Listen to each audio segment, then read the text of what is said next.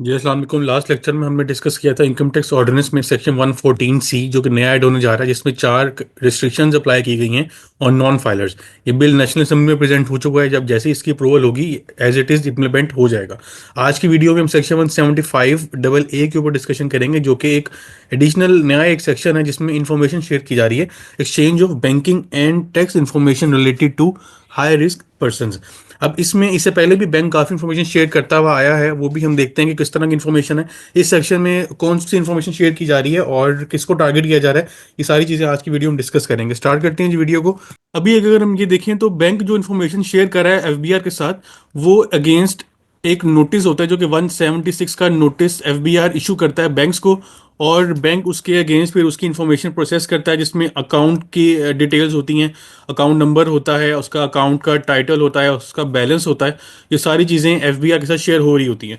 इसके साथ साथ बैंक सेक्शन 165 के अंदर रहते हुए मंथली एक स्टेटमेंट शेयर करता है, जिसमें आपका जो कैश विड्रॉल के ऊपर आपका टैक्स विद होल्ड हुआ सेक्शन 231 का, वो आपको उसमें बता रहा होता है एफबीआर को कि नॉन फायर का कितना टैक्स विद होल्ड हुआ। उसमें एक लिमिट होती है कि अगर आपने एक महीने में 1 मिलियन से ज़्यादा का कैश विड्रॉ किया है तो फिर आपके ऊपर वो लिमिट अप्लाई हो जाती है और आपका डाटा एफबीआर को रिपोर्ट हो रहा होता है। कैश डिपॉजिट का डाटा है, अगर आपने एक महीने में 10 मिलियन मतलब 1 करोड़ से ज़्यादा कैश डिपॉजिट किया है, उसका डाटा एफबीआर को रिपोर्ट होगा।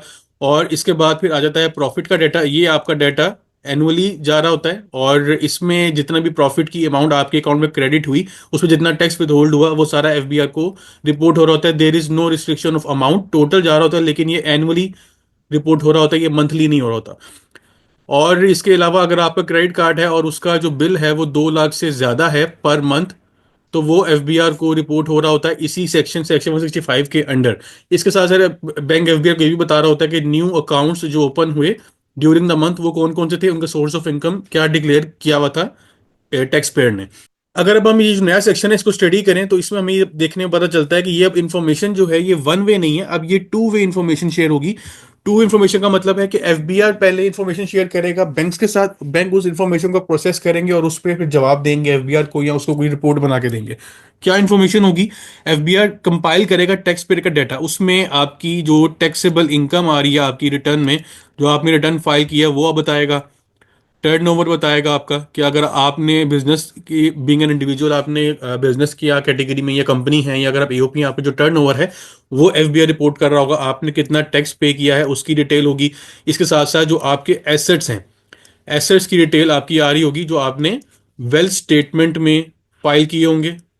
या फिर आपकी अगर कंपनी या एओपी है तो फिर आपका जो फाइनेंशियल स्टेटमेंट्स आ रहे होते हैं, या फिर आपने बैलेंस शीट की जो टैब होती है बिजनेस रिटर्न में, उसके अंदर आपने फाइल किए होंगे।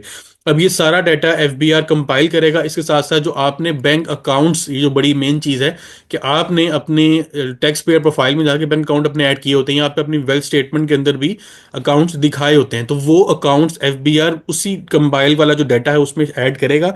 अकाउंट नंबर भी लिखेगा, आपके सारी डिटेल लिखेगा, जितना आपने बैलेंस उसमें बताया होगा वो मेंशन करेगा। और ये पूरा डाटा कंपाइल करके भेज देगा बैंक्स को।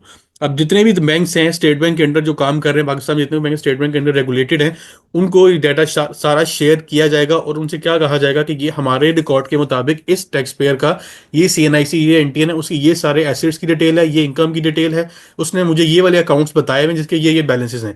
इसके अंदर कोई अगर आपके पास एडिशनल इंफॉर्मेशन अवेलेबल है तो हमारे साथ शेयर करें। अब यहाँ पे वन वे डाटा नहीं रहा, अब टू वे डाटा आ गया। अब यहाँ पे पहले बैंक को नोटिस आता था और बैंक रिप्लाई करता था। अब यहाँ पे बैंक को नोटिस नहीं आ रहा, साथ पूरा एक कंपाइल किया हुआ डाटा रिसीव हो रहा है और बैंक उसके ऊपर अपनी वेरिफिकेशन परफॉर्म करेगा। वेरिफिकेशन में वो ये देखेगा कि उसके रिकॉर्ड में जो अकाउंट की डिटेल्स आ रही हैं वो क्या सेम है जो टैक्स पेयर की एफबीआर ने प्रोवाइड की हैं, उसका बैलेंस, ठीक है। और इसके अलावा जितने भी आपके अकाउंट की जो कंप्लीटनेस है, कंप्लीटनेस का मतलब है कि कुछ लोग ऐसे होते हैं जो अपनी रिटर्न में हर अकाउंट को डिक्लेयर नहीं करते। अगर एक बंदे के 4 से 5 अकाउंट्स हैं तो वो अपनी रिटर्न में हो सकता है कि सिर्फ 1 या 2 अकाउंट डिक्लेयर कर रहा हो, जबकि उसके असल में चार या पांच अकाउंट हो डिफरेंट बैंकों के अंदर, तो यहाँ पे डाटा आइडेंटिफाई हो जाएगा कि अगर एक बंदे ने अपनी टैक्स रिटर्न में दो अकाउंट क्लियर किए हुए हैं, जब बैंक को डाटा भेजा गया वहां से जब जवाब वापस आया तो उसको पता चला एफबीआर को कि इसके तो दो तीन और अकाउंट भी हैं जो कि डिफरेंट बैंक्स में हैं जो कि उसने रिपोर्ट नहीं किए हुए। तो यहाँ पे एक वेरिएंस आइडेंटिफाई होगा, एफबीआर को एक रिपोर्ट बना के भेजी जाएगी जिसके अंदर बताया जाएगा कि आपके रिकॉर्ड में ये डाटा अवेलेबल था, हमने इसको वेरीफाई किया, तो हमारे पास एडिशनल ये अकाउंट भी मिले हैं, या एडिशनल ये जो एक इंफॉर्मेशन है ये भी अवेलेबल है। इसमें आपका जो अकाउंट नंबर है, आपका नाम, आपका एड्रेस जिसके अंडर आप बैंक का अकाउंट ओपन है, और इसके साथ साथ आपके अकाउंट का जो बैलेंस है वो भी बताया जाएगा कि आपके जो डिटेल्स हैं एफबीआर ने जो दी हैं उसमें क्या वेरिएंस है, और जो अकाउंट्स एफबीआर के पास अवेलेबल नहीं है उसकी डिटेल एफबीआर को पहुंच जाएगी।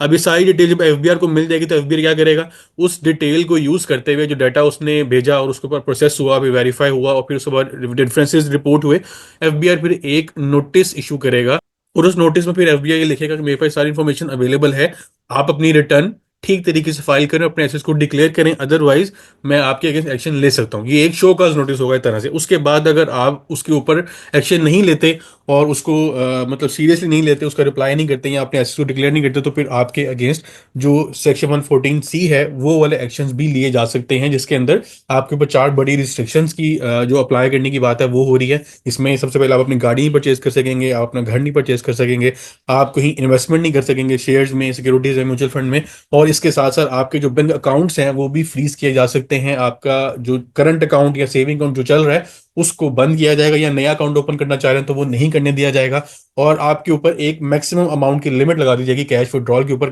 इससे ज्यादा अमाउंट के पैसे आप ना निकाल सकें।